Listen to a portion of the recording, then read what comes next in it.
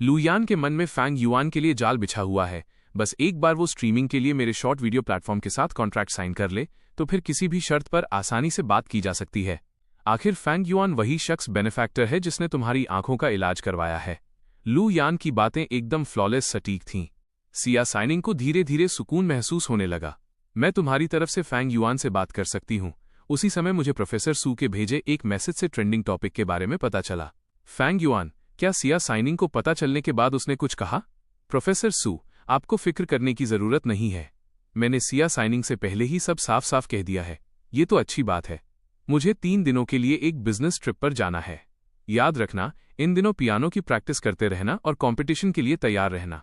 हम तीनों के कोलैबोरेशन सहयोग वाले उस वीडियो को देखते हुए मैंने अपनी भौहों के बीच के हिस्से को मला। जब तक मैं एक पियानिस्ट के तौर पर इस रास्ते पर चलता रहूंगा, देर सवेर मुझे ऐसी सिचुएशंस, स्थितियों का सामना करना ही पड़ेगा। अगर मैं एक अदर ट्रेंडिंग टॉपिक को हैंडल नहीं कर सकता तो फिर वर्ल्ड स्टेज तक पहुंचने की बात कैसे कर सकता हूं? वेन नुआन, अगर तुम अभी भी न्यूज और दुनिया को फॉलो कर रही हो तो शायद तुम देख पाओगी कि मैं यहां हूं। मैं बुदबुदाया। मेरी आवाज में अपने दिल के व्हाइट मूनलाइट के लिए तड़प साफ थी। अचानक एक अननोन नंबर से कॉल आया। जैसे ही मैंने आंसर किया, दूसरी तरफ से एक खुशमिजाज आवाज आई। फैंग युआन, मुझे यकीन नहीं हो रहा कि ये लड़का आखिरकार वापस आ गया है। मैं थोड़ा स्टन रह गया और अचानक मेरे मुंह से निकला, फैटी? ये मैं हूं, तुम्हारा रिच फैटी। तो क्या मिलना चाहते हो? बेशक। मुझे हाई स्कूल के अपने बेस्ट फ्रेंड से मिलने की उम्मीद नहीं थी। वो कैसे? मैंने तुम्हें जो काम दिया था, क्या उसके बारे में कोई सुराग मिला? सॉरी, मेरे पास भी कोई न्यूज नहीं है। जब हम मिलेंगे तब डिटेल्स में बात करेंगे। अगले दिन जब सिया साइनिंग सोकर उठी और नीचे आई तो उसने मुझे किचन में बिजी पाया। मैं एक एक करके ब्रेकफास्ट की डिशेस बाहर ला रहा था। सिया साइनिंग को देखकर मैं हल्का सा मुस्कुराया। Signing, good morning. एक पल के लिए सिया साइनिंग को ऐसा लगा जैसे वो पास्ट में लौट आई हो। उसके दिल में सिक्योरिटी और गर्माहट का एक ऐसा एहसास जागा जो उसने पहले कभी महसूस नहीं किया था। सिया साइनिंग अपनी मुख्य सीट पर बैठकर मेरे बनाए हुए गर्म दलिया पॉरेज का लुत्फ उठाने लगी। उसका पेट और दिल दोनों को सुकून मिल रहा था। अब उसे पहले की तरह खाना निगलने में कोई तकलीफ नहीं हो रही थी। आखिरी डिश बाहर लाते हुए मैंने अपना एप्रन उतार दिया। सिया साइनिंग, तुम आराम से खाओ, मैं अब निकल रहा हूं। क्या तुम मेरे साथ खाना खाने के लिए नहीं रुक रहे? मैं पहले ही खा चुका हूं। ये देखकर कि मैं जाने वाला हूं, सिया साइनिंग का दिल घबरा गया। उसे डर लगा कि मैं प्रोफेसर सू के पास जा रहा हूं, तो वो जल्दी से बोली, फैंग युआन बैठो, मुझे तुमसे कुछ डिस्कस करना है। ये सुनकर मुझे रुकना पड़ा और मैं ओबीडियंटली आज्ञाकारी बनकर सिया साइनिंग के सामने बैठ गया। साइनिंग, क्या बात है? सिया साइनिंग ने अपने विचारों को इकट्ठा किया। लू यान की एक शॉर्ट वीडियो कंपनी है जिसे तुम में इंटरेस्ट है। उसने मुझसे पूछने के लिए कहा है कि क्या तुम उनके साथ कॉन्ट्रैक्ट साइन कर सकते हो। मैंने अपनी भौहें सिकोड़ी। क्या ये मिस्टर लू की कंपनी है? मैंने सीधे मना कर दिया।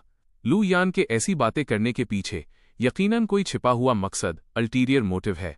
मैं जानती हूं कि लू यान के साथ तुम्हारी कुछ गलत फहमी है, पर क्या तुम्हें मुझ पर भरोसा नहीं है? मैंने अपना सिर हिलाया और फिर से मना कर दिया। साइनिंग, हमारा डिवोर्स ही सबसे बेस्ट अरेंजमेंट है। मेरे जाते हुए फिगर को देखकर सिया साइनिंग के दिल में एक अजीब सी कड़वाहट फैल गई।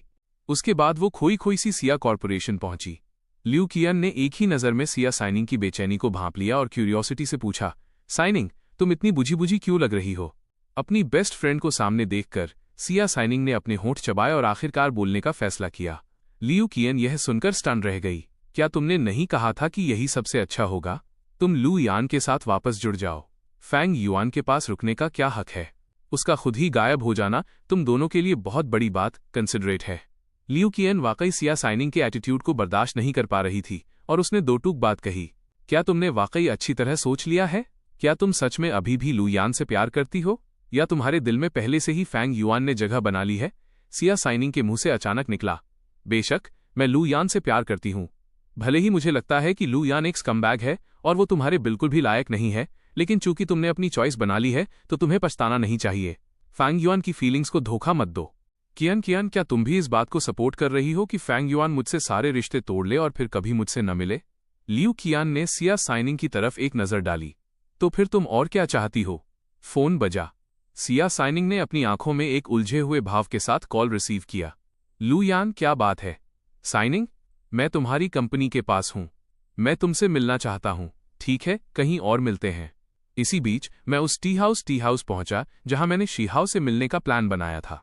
मुझे देखते ही शीहाओ तुरंत पास आया और उसने हल्के से मेरे सीने पर पंच मारा।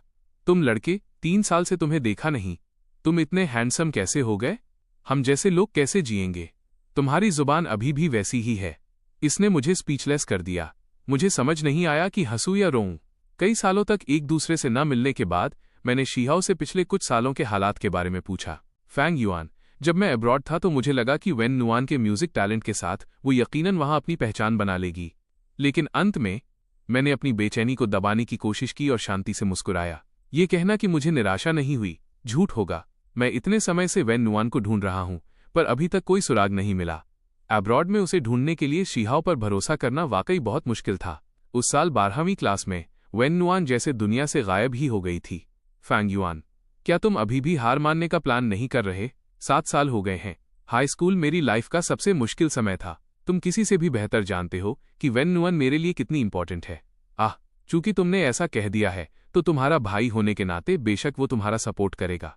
थोड़ी देर बाद शीहाओ ने अपने हाथ मले और थोड़ा शर्माते हुए बोलना शुरू किया। तो क्या तुम्हारा भाई तुमसे एक फेवर मांग सकता है? मैं हल्का सा हंसा। शीहाओ, तुम 3 साल अब्रॉड रहे हो। तुम कब से इतने शर्मीले हो गए? बस कह दो। मैंने डाइन नाम की एक शॉर्ट वीडियो एंटरटेनमेंट कंपनी शुरू की है। हम अभी एल्गोरिदम डेवलप कर रहे हैं और बिग डेटा कलेक्ट कर रहे हैं, पर हमें सपोर्ट के लिए कुछ फेमस स्ट्रीमर्स की जरूरत है। अगर तुम्हें बुरा न लगे तो मैं तुम्हें एक S लेवल कॉन्ट्रैक्ट दे सकता हूं। जब भी तुम फ्री हो तुम्हें बस कुछ वीडियो पोस्ट करने होंगे, बाकी स्टाफ इसे संभाल लेगा। हर कोई शॉर्ट वीडियो की तरफ क्यों भाग रहा है? मैंने सुना है कि ल्यू फैमिली ने भी शॉर्ट वीडियो फील्ड में काफी पैसा इन्वेस्ट किया है और वे बाकी शॉर्ट वीडियो कंपनियों को कुचलने वाले हैं। खुशकिस्मती से मेरी फैमिली ने जल्दी शुरुआत की और हमारा एल्गोरिदम अच्छा है, इसलिए हमें कुचला नहीं जा सका। जब तक तुम मेरे डायन में जुड़ने के लिए तैयार हो तुम यकीनन एक बड़े हिट बन जाओगे। एक बार जब तुम देश में फेमस हो जाओगे तो शायद वेन नुआन तुम्हारे बारे में न्यूज़ देख पाए। उस आखिरी सेंटेंस ने मुझे मना लिया। इसके अलावा प्रोफेसर स्यू द्वारा अरेंज किए गए कॉम्पिटिशन्स के हिसाब से विश्व स्तर के पियानो कॉम्पिटिशन में पार्टिसिपेट करने में मुझे अभी थोड़ा समय लग सकता है। शीहाओ, इस मामले में मैं अकेले फैसला नहीं ले सकता। मुझे प्रोफेसर एसयू से इस बारे में डिस्कस करना होगा क्योंकि उन्होंने मेरे लिए कई कॉम्पिटिशन्स अरेंज किए हैं। मुझे डर है कि मेरे पास वक्त नहीं होगा। ठीक है, जब तक तुम इस पर विचार करने के लिए तैयार हो, शीहाओ ने मुस्कुराते हुए कहा। थैंक यू शीहाओ, तुम उसकी शराफत को कैसे नहीं जानोगे? तुम दोनों एलिमेंट्री स्कूल से एक दूसरे को जानते हो और साथ पले बढ़े हो। शीहाओ ने तुम्हारी कई मुश्किलों में मदद की है, यहां तक कि जब तुम्हारी फैंग फैमिली बैंकरप्ट होने वाली थी तब शीहाओ अपना करियर तक छोड़ने को तैयार था ताकि उन पैसों से तुम्हारा कर्ज चुका सके। खुशकिस्मती से तुमने उसे रोकने के लिए अपनी पूरी जान लगा दी थी। तुमने ये बातें हमेशा अपने दिल में याद रखी हैं, इसलिए तुम शीहाओ की मदद के लिए बहुत शुक्रगुजार हो। ओह, सही कहा फैंग युआन, तुम्हारे पॉपुलर वीडियो में एक वॉयलिनिस्ट भी है। वह वॉयलिनिस्ट पहली नज़र में थोड़ी थोड़ी वेन नुआन जैसी दिखती है। मुझे तो लगा कि तुमने उसे ढूंढ लिया है। उसका नाम क्वीन शुन है। वो होक्सिया कंसर्वेटरी ऑफ म्यूजिक में फर्स्ट ईयर वॉयलिनिस्ट है। शीहाओ ने सोच समझकर सिर हिलाया। कोई शक नहीं कि तुम उसके साथ कोलैबोरेट करने के लिए तैयार हो गए। फैंग युआन, क्या तुम्हें याद है? वेन नुआन को हर तरह के इंस्ट्रूमेंट्स बजाना पसंद था। तुमसे मिलने के बाद ही उसने वॉयलिन बजाने की ठानी थी। कहीं तुम किसी मासूम इंसान को वेन नुआन का सब्स्टिट्यूट समझकर उसे धोखा देने की हिम्मत मत करना। मैंने मजबूती से सिर हिलाया। मैं कैसे नहीं जान सकता कि जिस लड़की ने मुझे बचाया उसने मेरे लिए क्या कुछ नहीं छोड़ा। मैं इस बार बस थोड़ा इंपल्सिव हो गया था। मुझे डर है कि क्वीन शुन के साथ दोबारा कोलैबोरेट करने का मौका नहीं मिलेगा। आखिर क्वीन शुन वेन नुआन नहीं है। साइनिंग, मेरे साथ आने के लिए थैंक यू। मैं वाकई बहुत खुश हूँ। ओह, सही कहा। साइनिंग डिवोर्स के बारे में क्या वाकई फैंग युआन ही इसमें देरी कर रहा है? ये बोलते ही लू यान की टोन तुरंत बदल गई। लू यान, इसमें सिर्फ फैंग युआन की गलती नहीं है, और भी कई फैक्टर्स कारक हैं। शॉर्ट में कहूं तो बस मेरे इस मामले को अरेंज करने का वेट करो। मैं इसे ठीक से हैंडल करूंगी। तुम दखल मत देना वरना मैं गुस्सा हो जाऊंगी। मैं अपनी पीठ सिया साइनिंग और लू यान की तरफ करके बैठा था, इसलिए मैंने सिया साइनिंग और लू यान को अंदर आते नहीं देखा। जब शीहाओ ने अपना चाय का कप उठाया तो उसने एक जाने पहचाने फिगर को देखा और एक पल के लिए स्टन रह गया। उसे लगा जैसे उसकी आंखें उसे धोखा दे रही हैं। तुरंत बाद उसने जोर से पुकारा, वेन नुआन। वेन नुआन नाम सुनते ही मेरे दिल को जैसे बिजली का झटका लगा। मैंने जल्दी से शीहाओ की नजरों का पीछा किया पर पाया कि वो सिया साइनिंग थी। एक पल में मेरे दिल की एक्साइटमेंट आधी से ज्यादा ठंडी पड़ गई। इस मोमेंट पर सिया साइनिंग ने मुझे और शीहाओ को नोटिस कर लिया था। वेन नुआन नाम सुनकर उसके दिल में बहुत ज्यादा बेचैनी महसूस हुई। अरे क्या कोइंसिडेंस है। शीहाओ, फैंग युआन, तुम दोनों भी यहाँ हो। तो लू यान, तुम यहाँ क्यों हो? सॉरी, मुझे लगा कि शायद मैंने आपको कोई और समझ लिया। क्या ये आपकी गर्लफ्रेंड है? भले ही वे कॉम्पिटिटर्स थे, फिर भी उन्हें एक शांत दिखावा, फसाड बनाए रखना था। हाँ, ये मेरी गर्लफ्रेंड है, सिया साइनिंग। लू यान के होठों के कोने मुस्कुरा उठे।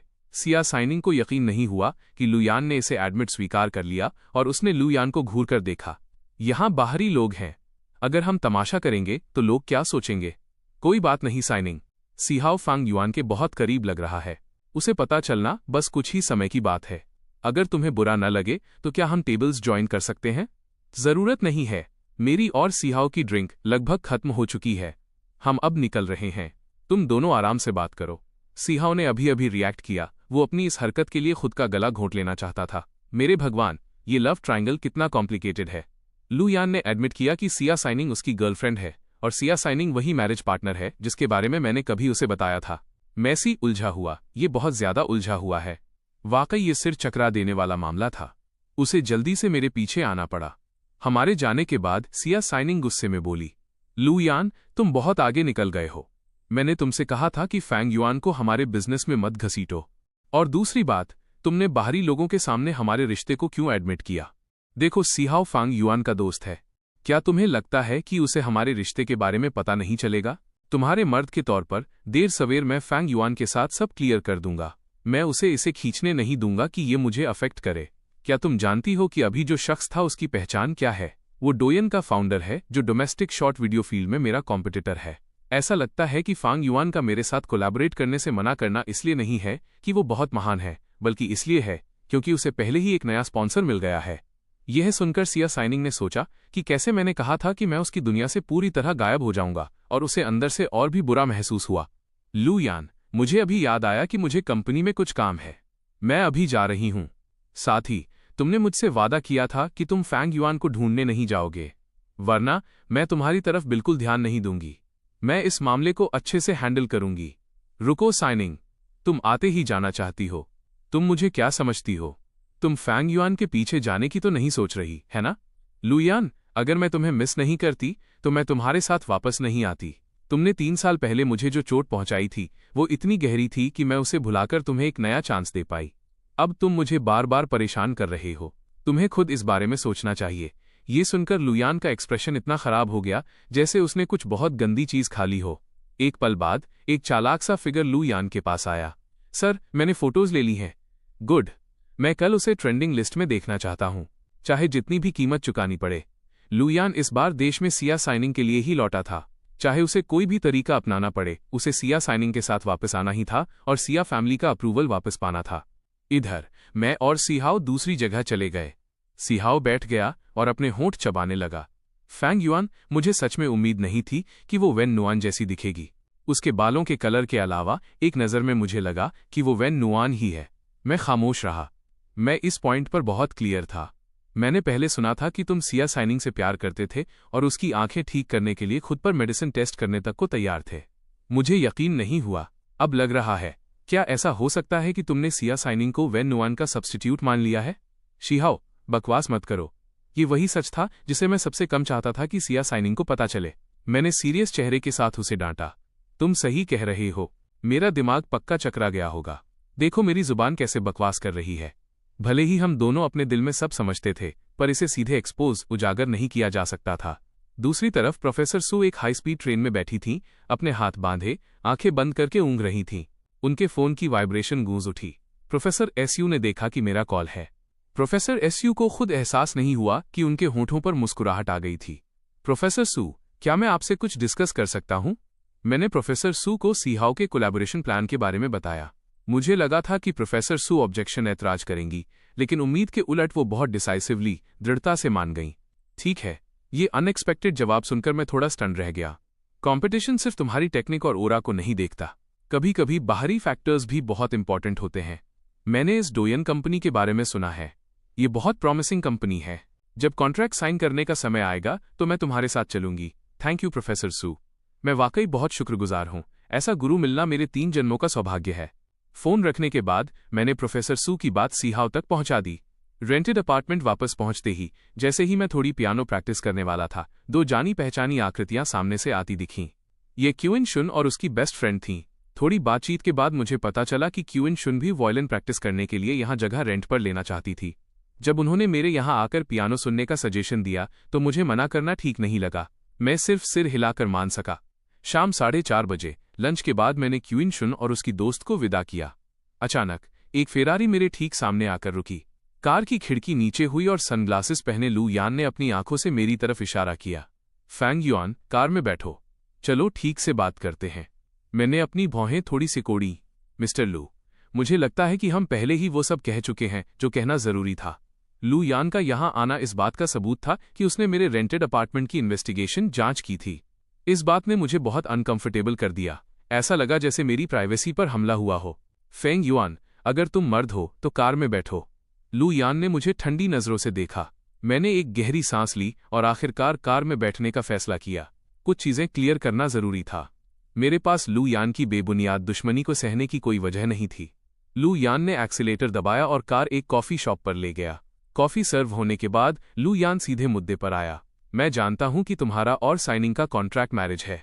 इसके खत्म होने के बाद वो तुम्हें 10 मिलियन देगी। मैं तुम्हें अभी 20 मिलियन दूंगा, लेकिन तुम साइनिंग को तुरंत डिवोर्स दे दो। मिस्टर लू, बात वाकई पैसों की नहीं है। बात यह है कि मैंने साइनिंग से कई बार डिवोर्स की बात की है, लेकिन वही है जो इसे खींच रही है। लू यान ठंडी हंसी हंसा। मत सोचो कि मैं नहीं जानता कि तुम इसे जानबूझकर टालने के लिए क्या ट्रिक्स चल रहे हो। साइनिंग ने मुझे सब बता दिया है। उसने तुम्हें बताया? मुझे अपने कानों पर यकीन नहीं हुआ। फैंग युआन, मैं तुम्हें एक आखिरी चांस दे रहा हूं। 20 मिलियन लो और साइनिंग को डिवोर्स दो। अगर तुमने साइनिंग के लिए अपनी जान जोखिम में डालकर मेडिसिन टेस्ट न की होती तो मैं अभी तुमसे इतनी शांति से बात नहीं कर रहा होता। ये सुनकर मैं गुस्से से कांप उठा।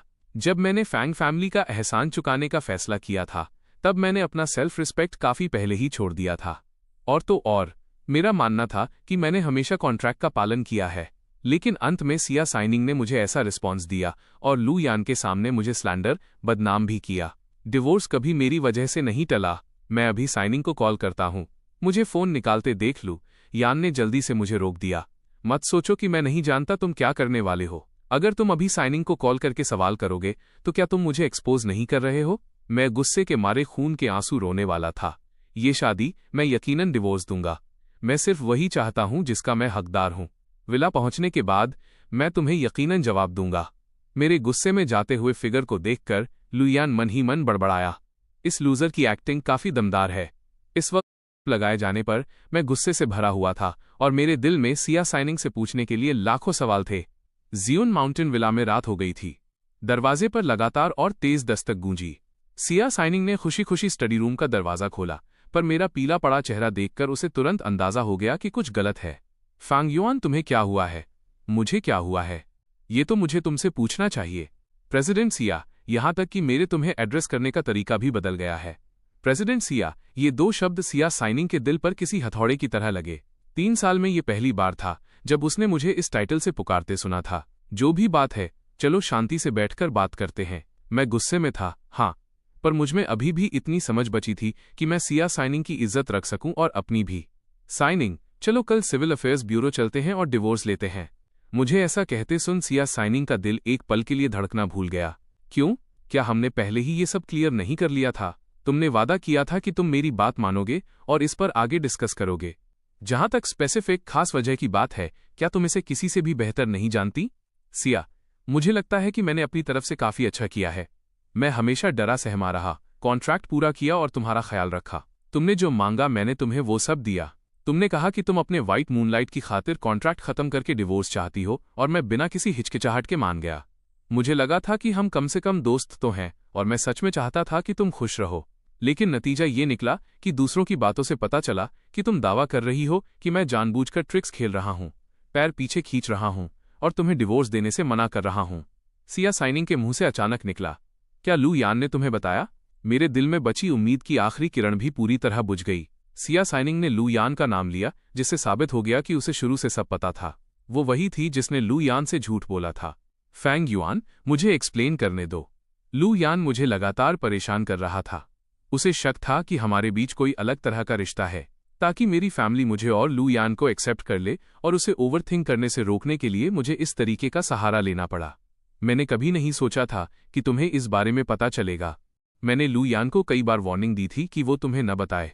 पुराना लू यान मेरी बात सुनता था और मेरी मजबूरियों को समझता था। सिया साइनिंग बहुत ज्यादा दुखी अग्रीव्ड दिख रही थी। मैंने अपनी मुट्ठियां भींच लीं। कल सिविल अफेयर्स ब्यूरो में मिलते हैं। मैं तुम्हें तुरंत डिवोर्स देना चाहता हूं। वो गरिमा डिग्निटी जिसे तुमने फेंक दिया, मुझे उसे वापस पाना है। मैंने ये बात पूरी डिसाइसिवनेस दृढ़ता के साथ कही। मैं ओरिजिनली सिया साइनिंग के साथ इस मोड़ पर नहीं पहुंचना चाहता था। भले ही हम कॉन्ट्रैक्ट खत्म कर रहे थे और अलग हो रहे थे, पर यह गरिमा के साथ होना चाहिए था। ऐसा लगता है कि अब उस सब की कोई जरूरत नहीं है। मेरी ये बातें सुनकर सिया साइनिंग का दिल घबरा गया और उसने तुरंत मना कर दिया। नहीं फैंग युआन, मैं डिवोर्स के लिए एग्री नहीं करती। तुम एग्री करो या ना करो, इससे कोई फर्क नहीं पड़ता। मैं यहां से जा रहा हूं। अब मुझसे ये उम्मीद मत रखना कि मैं तुम्हें और लू यान को सिया फैमिली का अप्रूवल दिलाने में कोई मदद करूंगा। सिया साइनिंग ने धीरे से अपना होंठ चबाया। मत भूलो, मेरे पास अभी भी वो कॉन्ट्रैक्ट है जिस पर तुमने साइन किए थे। कॉन्ट्रैक्ट 5 साल के लिए है। अगर तुम अभी जाते हो तो तुम्हें वो 10 मिलियन नहीं मिलेंगे। इसकी वजह से फैंग फैमिली भी मुसीबत में पड़ जाएगी। सिया, क्या ये तुम्हारे असली शब्द हैं? मुझे एक जोकर की तरह इस्तेमाल करने के बाद अब तुम मुझे कॉन्ट्रैक्ट के दम पर धमकाना चाहती हो? सिया साइनिंग की आवाज थोड़ी नरम हुई। इस वक्त वो सिर्फ कॉन्ट्रैक्ट का इस्तेमाल करके ही मुझे मजबूर कर सकती थी। आखिर पिछले 3 सालों में उसके सबसे बेबस और हताश पलों में मैं ही हमेशा उसके साथ था। उसे बहुत बाद में एहसास हुआ कि उसे मेरी मौजूदगी की आदत हो गई थी। मैं ठंडी हंसी हंसा। कल डिवोर्स होगा और मुझे धमकाने के लिए कॉन्ट्रैक्ट का इस्तेमाल करने के बारे में सोचना भी मत। जब मैंने तुम्हारी आंखों का इलाज करवाया था तब चेयरमैन सिया उसके पिता मुझसे मिलने आए थे। उन्होंने कहा था कि वो मेरी एक इच्छा पूरी करेंगे। अब मैंने सोच लिया है। मेरी विश यही है कि तुम्हारे साथ कॉन्ट्रैक्ट खत्म करूं और तुम्हें पूरी तरह छोड़ दूं। सिया साइनिंग ने उम्मीद नहीं की थी कि उसके पिता ने मुझसे मिलकर ऐसी बात कही होगी। अब मुझे मजबूर करने का उसका सबसे बड़ा इक्का ट्रम्प कार्ड हाथ से निकल गया था। आखिर वो कॉन्ट्रैक्ट उसके पिता ने ही पर्सनली मेरे साथ साइन किया था। सिया, तुम्हें खुद इस बारे में ध्यान से सोचना चाहिए। इसके तुरंत बाद मैं मुड़ा और डिसाइसिवली दृढ़ता से वहां से चला गया। सिया साइनिंग अनकॉन्शियसली बोल उठी। फैंग युआन, तुम कहाँ जा रहे हो? क्या तुम प्रोफेसर सू के पास जा रहे हो? मैं कहीं भी जाऊं, उससे तुम्हारा कोई लेना देना नहीं है। इसके अलावा मेरा तुम्हें हर बात की रिपोर्ट देने का कोई ऑब्लिगेशन कर्तव्य नहीं है। मेरे जाने के बाद सिया साइनिंग स्टडी रूम में अकेली रह गई और उसकी आंखों में आंसू भर आए। एक अभूतपूर्व दुख लहर की तरह उसे घेरने वाला था। Fang Yuan, I am sorry.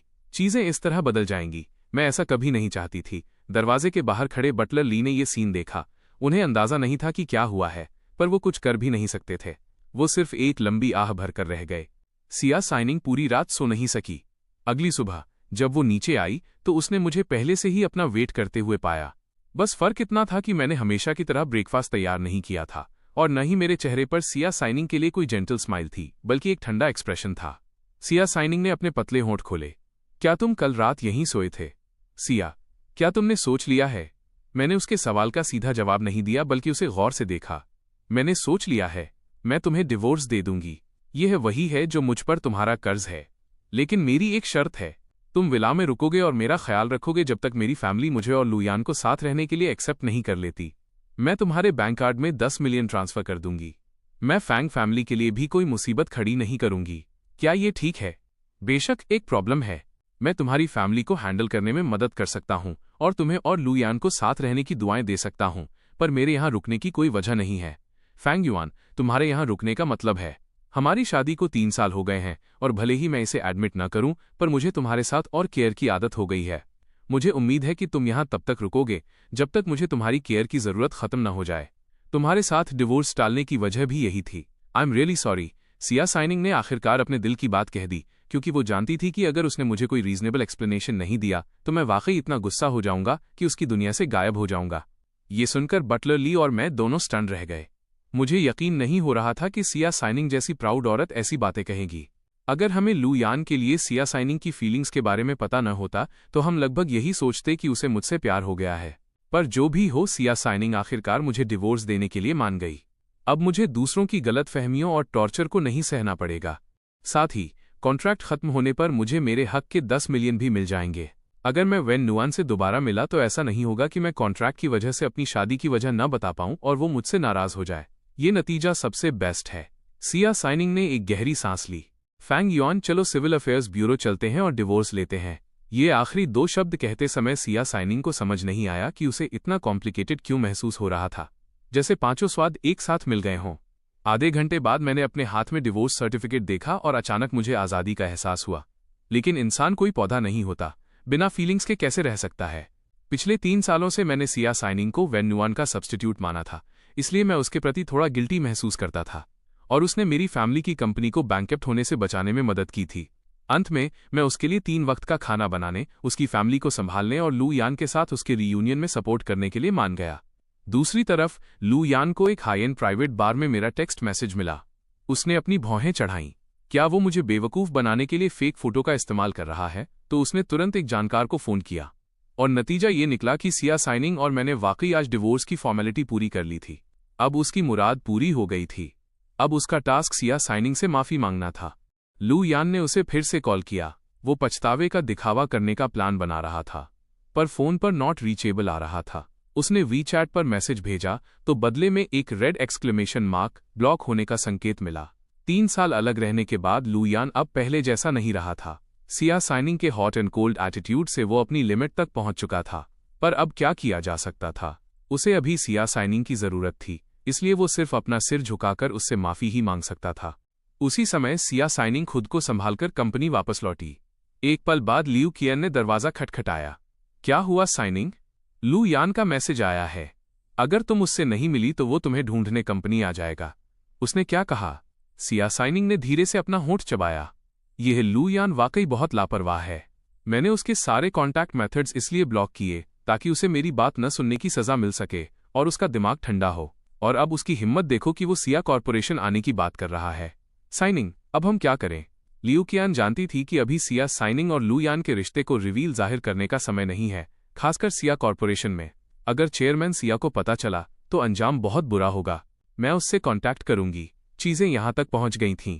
Siya signing किसी भी कीमत पर लू यान को कंपनी नहीं आने दे सकती थी। मैं एक तरफ बैठकर ये सब सुन रहा था और चुपचाप अपना सामान समेट रहा था।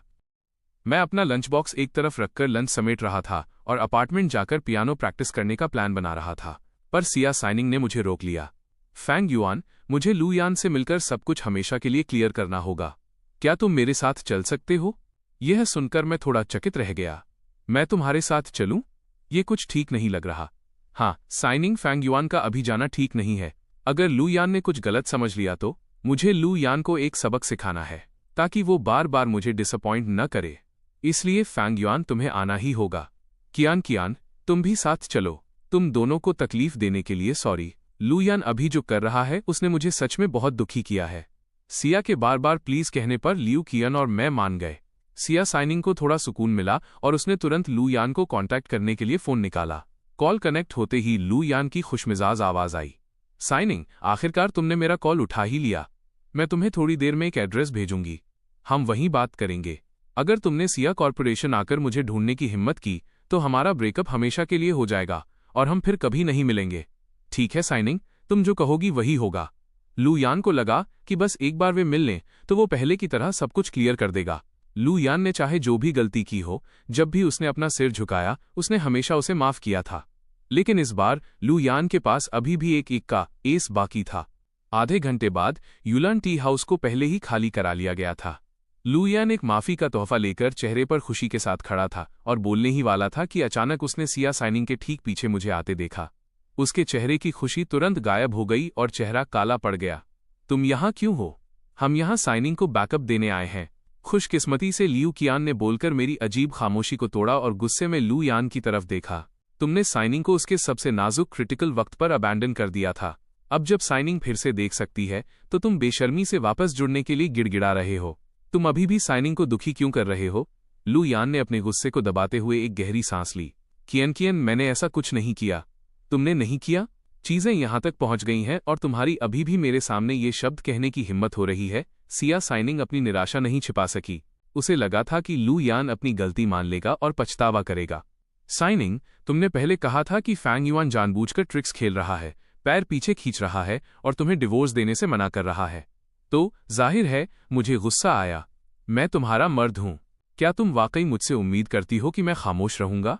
तुम जानती हो कि मेरे दिल में तुम्हारी क्या अहमियत है। मुझे डर था कि इन 3 सालों में कहीं तुम्हारा मन न बदल गया हो। अगर मेरा मन बदलना होता तो बहुत पहले बदल गया होता। क्या तुम भूल गए कि 3 साल पहले क्या हुआ था? अगर मेरी आंखें ठीक न हुई होती तो क्या तुम वापस आकर मुझसे जुड़ने की भीख मांगते? लू यान, तुम बिल्कुल नहीं मांगते। तुम फैंग युआन के मुकाबले कुछ भी नहीं हो।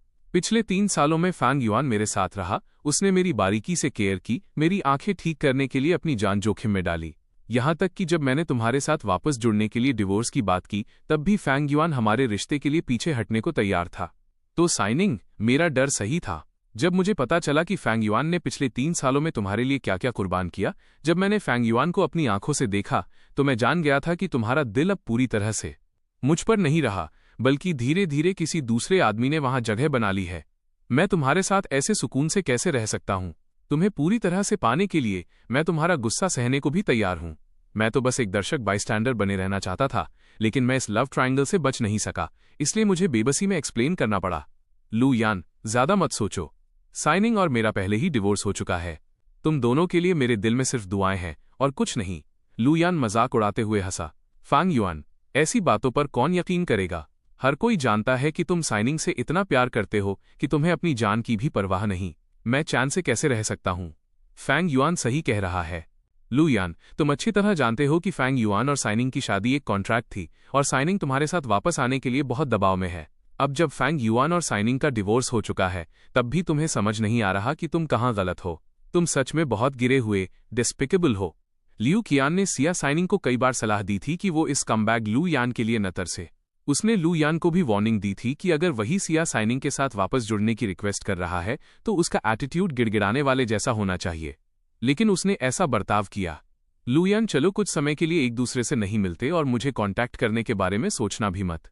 मैं तुम्हें फिलहाल माफ नहीं कर सकती। हम दोनों को शांत होकर एक दूसरे के बारे में सोचना चाहिए और देखना चाहिए कि क्या हम अभी भी वही इंपॉर्टेंट इंसान हैं जो शुरुआत में थे। चलो चलते हैं। कियान फैंग युआन। साइनिंग, मैं तुम्हारे जाने के फैसले का सपोर्ट करती हूँ। लियू कियान को बस ऐसा महसूस हो रहा था कि वो 3 साल पहले पक्का अंधी रही होगी जो उसने कभी लू यान और सिया साइनिंग की जोड़ी को सपोर्ट किया था। साइनिंग, क्या तुम भूल गई कि पीयू पीयू को दिल की बीमारी थी और वो कौन था जिसने एक सूटेबल हार्ट डोनर ढूंढा था? तुमने कहा था कि तुम ताउम्र मेरी शुक्रगुजार रहोगी। ये सुनते ही सिया साइनिंग के कदम अचानक रुक गए। उसके दिल का सबसे कोमल हिस्सा लू यान की बातों से दहल गया। वो एक ऐसा सीक्रेट था जो सिया साइनिंग ने कभी किसी को नहीं बताया था। सिया साइनिंग की सगी बहन सिया पीयू को जन्मजात दिल की बीमारी, कॉन्जेनिटल हार्ट डिफेक्ट थी। 10 साल की उम्र में उसकी बीमारी अचानक बढ़ गई और उसे अर्जेंटली एक मैचिंग हार्ट डोनर की जरूरत थी। भले ही सिया जैसा टॉप क्लास अमीर परिवार पानी की तरह पैसा बहा रहा था, फिर भी उन्हें कोई सही डोनर नहीं मिल रहा था। उस समय वो लू यान ही था जिसने सही हार्ट डोनर ढूंढने में बहुत मेहनत की थी। यही सबसे बड़ी वजह थी कि सिया साइनिंग ने लू यान के साथ वापस आने के लिए मजबूती से हामी भरी थी। उस समय का लू यान बहुत ही शानदार और जिम्मेदार था। वो सिया साइनिंग के दिल में एक कभी न हारने वाला इंडोमिटेबल मर्द था। साइनिंग, मुझे समझ नहीं आ रहा, क्या पीयू का दिल वाकई लू यान ने ढूंढा था? यहां तक कि लियू कियान को भी इस बारे में नहीं पता था। लू यान, मैं जानती हूं। सिया साइनिंग ने एक्सप्लेन करने में जल्दबाजी नहीं की, लेकिन उसके बात करने का तरीका एयान से बदलकर लू यान हो गया। इस पर लू यान के होठों पर एक मुस्कुराहट आ गई। वो जानता था कि जब तक उसके पास ये ट्रम्प कार्ड है, चाहे उसने कोई भी गलती क्यों न की हो, सिया साइनिंग उसे बिना शर्त माफ कर देगी। साथ ही सिया फैमिली से लू यान को माफी दिलाने के लिए भी ये सबसे अच्छा कारण था। साइनिंग, ये एक लकी चार्म है जो मैंने अपने हाथों से तुम्हारे लिए बनाया है। तुमने एक बार कहा था, ये प्राचीन ग्रीस का सबसे खूबसूरत लीजेंड है। जब तक आप इसमें काफी सारा प्यार और तड़प भरते रहेंगे, तब तक ये लकी चार्म तुम्हारी रक्षा करेगा। शायद मैंने इसे बहुत खूबसूरती से नहीं बनाया है, लेकिन मेरी भावनाएं अटूट हैं। मुझे उम्मीद है कि तुम इसे स्वीकार करोगी और मुझे माफ कर दोगी। सिया साइनिंग ने अपनी आंखें झुका लीं, उसके साथ बिताए अच्छे पलों को याद किया और उसका दिल पसीजने लगा। उसने तोहफा स्वीकार कर लिया। आयान, मैं देखूंगी कि तुम्हारा बर्ताव कैसा रहता है। ये देखकर लू यान खुशी से भर गया। Signing, thank you. इसी पल लियू कियान अचानक बोली, लू यान, कान खोलकर सुन लो। अब साइनिंग और फैंग युआन को लेकर कोई गलतफहमी मत पालना। फैंग युआन और साइनिंग की शादी एक कॉन्ट्रैक्ट थी। और सुनो, फैंग युआन मेरा बॉयफ्रेंड है। लियू कियान की बात सुनकर हर कोई दंग रह गया। साइनिंग, मैंने तुमसे पहले भी हमेशा कहा था कि अगर तुम्हें फैंग युआन पसंद नहीं है तो मैं इस छोटे पपी ब्रदर को अपने साथ ले जाऊंगी। मैं सीरियस थी। पहले मैं ये नहीं कहना चाहती थी, लेकिन चूंकि लू यान तुम्हारे और फैंग युआन के बारे में गलत फहमी पाले हुए है, तो लगता है अब सच बताने का वक्त आ गया है। यह कहकर लियू कियन ने सिया साइनिंग और मुझे वहां से खींच लिया और पीछे लुयान को हक्का बक्का छोड़ दिया। फेंग युआन, उसका चक्कर लियू कियान के साथ भी है। कार में बैठने के बाद ही मैं होश में आया। कियान, तुमने ऐसा क्यों किया? वो बस एक टेम्परेरी प्लान था, वरना लुयान तुम्हारे और साइनिंग के बीच गलतफहमी पालता रहता। क्या मैंने इस उलझी हुई गुत्थी को एक झटके में नहीं सुलझा दिया? लियू कियान की बात सुनकर मैंने अपनी गर्दन खुजलाई। अगर इस मौके से लुयान का सिया पर भरोसा थोड़ा बढ़ जाए तो ये अच्छा ही है। साइनिंग, क्या पीयू का दिल वाकई उस वक्त लुयान ने ही ढूंढा था?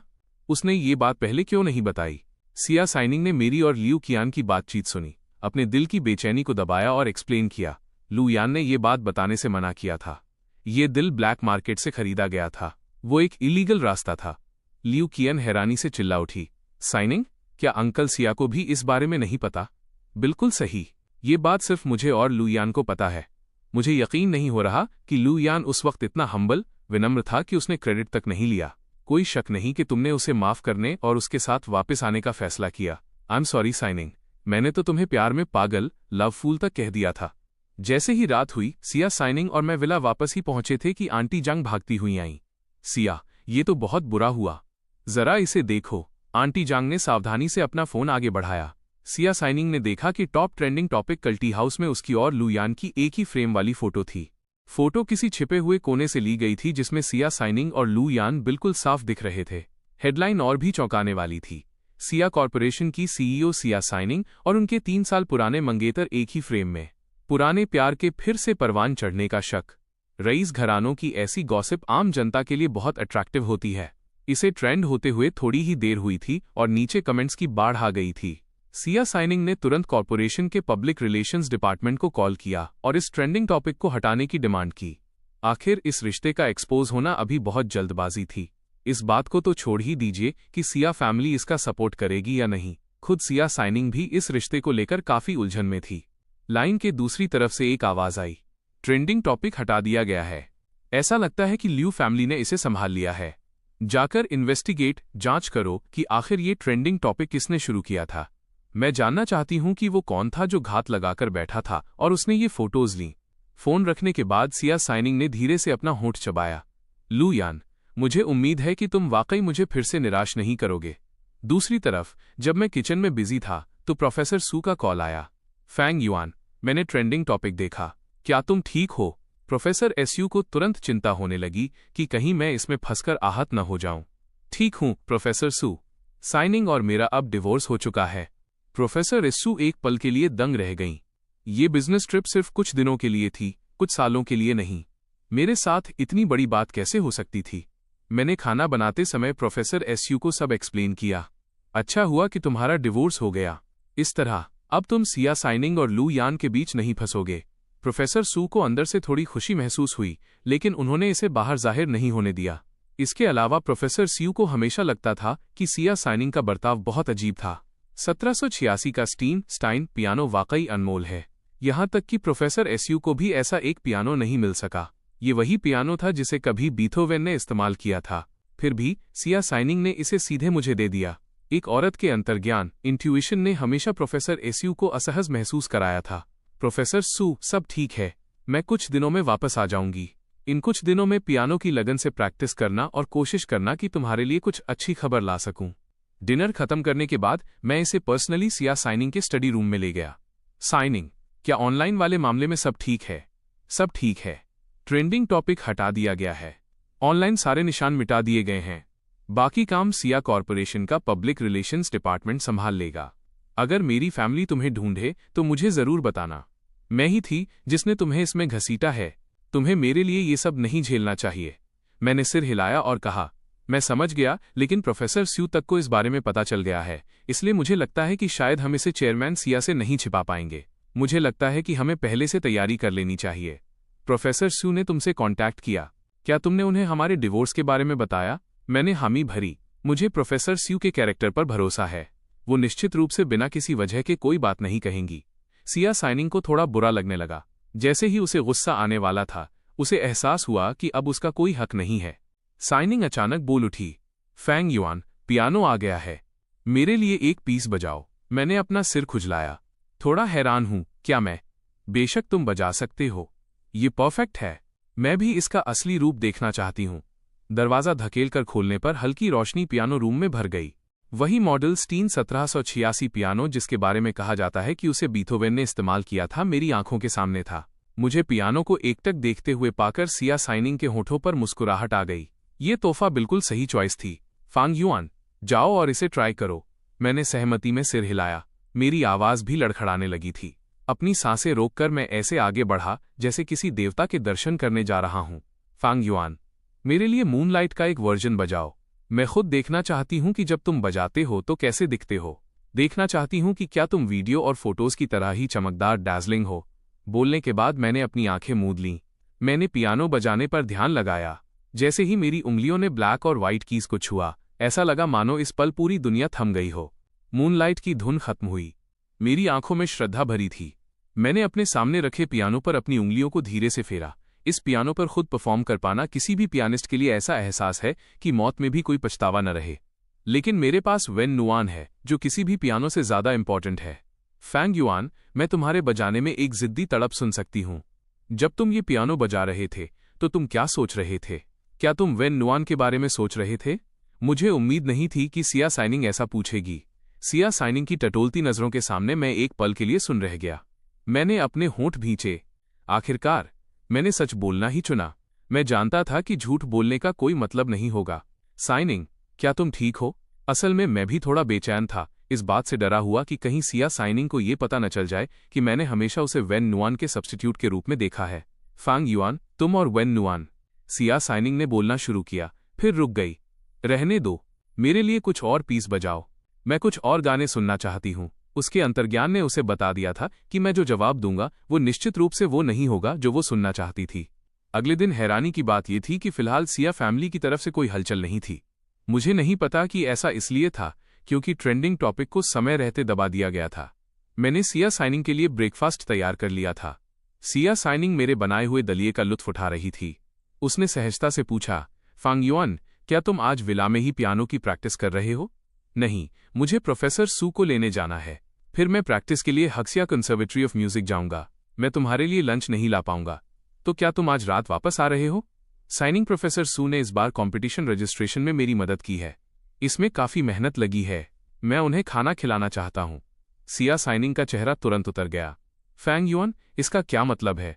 उसने मन ही मन सोचा। कल रात ही मैंने तुम्हें दिया हुआ पियानो रिसीव किया था।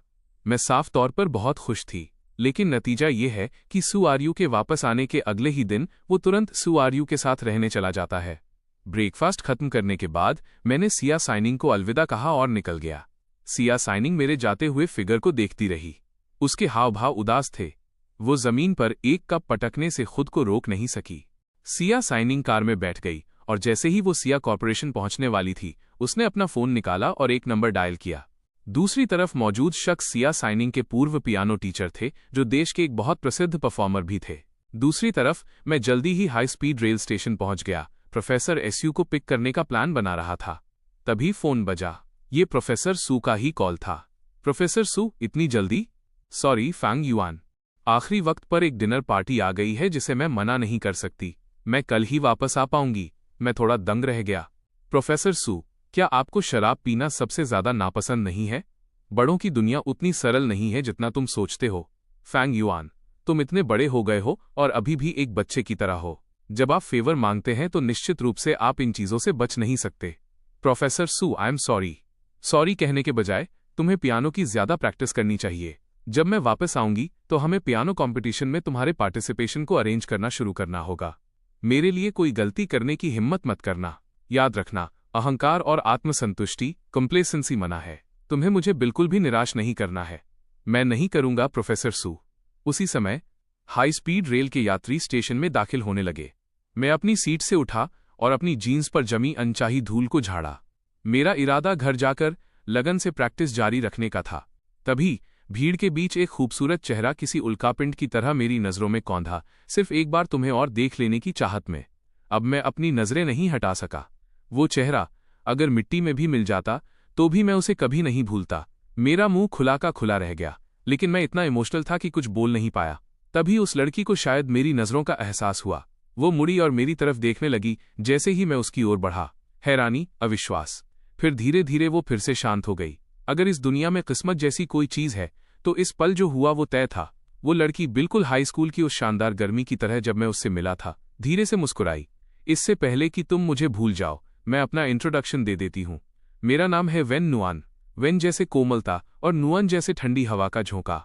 मेरा सपना है कि मैं दुनिया की सबसे टैलेंटेड म्यूजिशियन बनूं। तो बहुत समय बाद मिले क्लासमेट फैंग युआन। मैंने अपनी सांसें रोक लीं इस डर से कि कहीं एक भी सांस इस खूबसूरत पल को चकनाचूर न कर दे। वो वाइट मूनलाइट जिसे मैं इतने सालों से ढूंढ रहा था, अब अचानक मेरे सामने खड़ी थी। ये एक हकीकत न लगने वाले सपने जैसा था। मेरे पास कहने के लिए 1000 बातें थीं। मैं उससे पूछना चाहता था कि वो इतने सालों तक कहाँ थी। हाई स्कूल ग्रेजुएशन के बाद उसने सिर्फ एक लेटर क्यों छोड़ा और बिना एक शब्द कहे गायब क्यों हो गई। वो साफ तौर पर मेरे दिल में घुस आई थी, स्वार्थी बनकर सब कुछ छीन लिया और फिर पीछे हटकर चली गई। लेकिन इतनी सारी बातों में से जब आखिरकार कुछ बाहर निकला तो वो सिर्फ 2 सरल वाक्य थे। वेन नुआन, मैंने तुम्हें बहुत याद किया। जैसे ही मैंने ये कहा, मेरी आंखें लाल हो गईं और आंसुओं से डबडबा गईं। मेरी लाल आंखें और रुआंसा चेहरा देखकर वेन नुआन भी खुद को रोने से नहीं रोक सकी। उसने अपने होंठ मजबूती से भींच लिए। अगले ही पल वो मेरी बाहों में समा गई। फैंग युआन, मैं वापस आ गई हूं। मैंने तुरंत वेन नुआन को कसकर गले लगा लिया। इस बार मैं तुम्हें कभी नहीं जाने दूंगा। वेन नुआन, अच्छा हुआ कि तुम वापस आ गई। हाई स्पीड रेल स्टेशन के पास एक fast food restaurant. When Nuwan और मैंने बैठने की जगह ढूंढी। वेन नुआन ने एक कोक, एक बर्गर और फ्राइज ऑर्डर किए और बड़े चाव से खाने लगी। वेन नुआन को बिना किसी दिखावे के इतने दिल से खाते हुए देखकर मेरा मन नहीं भर रहा था। मेरी यादों की वो धुंधली तस्वीर अब मेरी आंखों के सामने बिल्कुल साफ थी। ये वही मंजर था जिसके लिए मैंने अनगिनत बार दुआएं मांगी थीं। तभी मेरे पैर पर एक हल्की ठोकर लगी। मुझे पता है कि मैं किसी जानवर की तरह खाती हूं। तुम्हें मुझे इस तरह घूरने की जरूरत नहीं है। मैं पागलों की तरह हंसा और माफी मांगी। वेन नुआन, मुझे अभी भी ऐसा लग रहा है कि तुम्हें इस तरह दोबारा देख पाना एक सपना है। मैं अपनी नजरें हटाने की हिम्मत नहीं कर पा रहा हूं। फैंग युआन, बहुत समय बाद मिले। तुमने काफी चीजी, मक्खन लगाने वाली लाइनें सीख ली हैं। तुमने हाई स्कूल में मुझसे ये सब क्यों नहीं कहा? वेन नुआन ने अपनी चमकती आंखों के पीछे छिपे गिल्ट को एक मजाक से छिपाने की कोशिश की। मुझे सच में इस बात का पछतावा है। मुझे अफसोस है कि मैंने तब तुमसे थोड़ी और बातें क्यों नहीं की। तब मुझे पूरे 8 साल तक पछताना नहीं पड़ता। अगर मैंने थोड़ा और कहा होता तो शायद तुम अचानक गायब नहीं होती।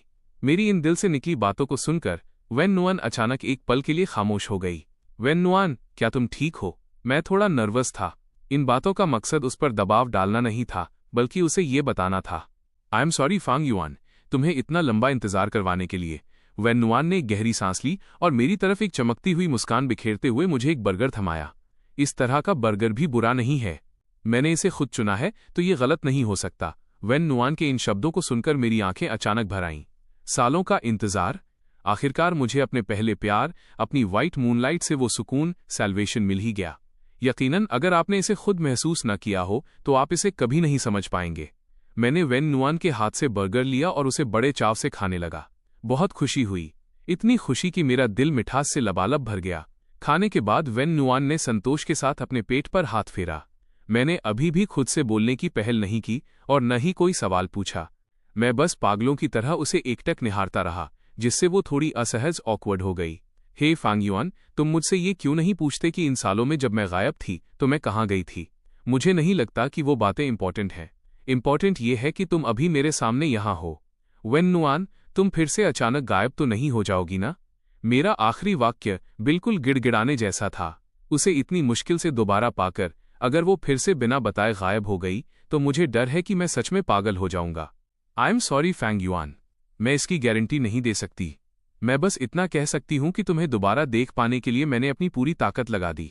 हाई स्कूल ग्रेजुएशन के बाद जब मैंने तुम्हारे लिए वो लेटर छोड़ा था तो इतनी अचानक चले जाना मेरे कंट्रोल में नहीं था। मुझे वाकई नहीं पता था कि तब मेरे साथ आगे क्या होगा। वेन नुआन हिचकिचाई। उस घटना के बाद तुम्हारी वो उदास और अकेली हालत, यहां तक कि तुम्हारा अपने सबसे प्यारे पियानो को छोड़ देना, मैं वाकई उसे और नहीं देख सकती थी। बोलते बोलते वेन नुआन की भावनाएं अचानक उग्र एजिटेटेड हो गईं। मुझे ये मत बताना कि शादी के बाद तुमने पियानो बजाना बंद कर दिया था, वरना मैं तुम्हें कभी भी बिल्कुल भी माफ नहीं करूंगी। मैं वेन नुआन की पहले वाली बातों से उलझन में था, ये जानकर कि वो शायद मुझे फिर से छोड़कर चली जाए। मेरे पास पूछने के लिए 10,000 सवाल थे, लेकिन आखिर में वेन नुआन फिर से अपने पुराने अंदाज में आ गई और ये जानकर भड़क गई कि मैं शादीशुदा था। वेन नुआन, मैं एक्सप्लेन कर सकता हूँ। मेरे पास शादी करने के अलावा कोई चारा नहीं था। मैं जानती हूँ ये इसलिए था क्योंकि फैंग फैमिली बैंकरप्ट होने वाली थी और सिया फैमिली को सिया साइनिंग की टूटी हुई सगाई के असर से निपटने के लिए तुम्हें अपना ढाल शील बनाना था, है ना? तुम्हें ये सब पता है। बस ये समझ लो कि जिंगडू में मेरा एक क्लोन साया था। हाई स्कूल ग्रेजुएशन के बाद से मैं हमेशा तुम्हारे बारे में खबरें फॉलो कर रही थी। तुम अभी भी वही इंसान हो जो मुझे याद था, भावुक और एहसान का बदला चुकाना जानने वाला। जिस आदमी पर मुझ वेन नुआन की नज़र थी, यकीनन मैंने उसे चुनने में गलती नहीं की। वेन नुआन, साइनिंग और मेरे बीच सिर्फ एक कॉन्ट्रैक्चुअल अनुबंध वाली फ्रेंडशिप है। ये वैसा बिल्कुल नहीं है जैसा तुम सोच रही हो। इन सालों में मेरे दिल में सिर्फ तुम ही इकलौती चॉइस रही हो। साइनिंग और मेरा अब डिवोर्स हो चुका है। सिया फैमिली ने फैंग फैमिली को भी बचा लिया है। मुझ पर जो एहसान का कर्ज था वो चुक गया है। वेन नुआन ने अपनी ठुड्डी पर हाथ रखा और अपनी चमकती आंखों से मुझे देखने लगी। वेन नुएन, तुम कुछ बोल क्यों नहीं रही हो? वेन नुएन द्वारा इस तरह घूरने पर मैं खुद को ब्लश शर्माने करने से नहीं रोक पाया। ओ माय, क्या तुम शर्मा रहे हो? मुझे लगा था कि तुम और भी ज्यादा चीजी लाइनें बोलोगे, पर बस इतना ही? कितने दयनीय, पैथेटिक हो।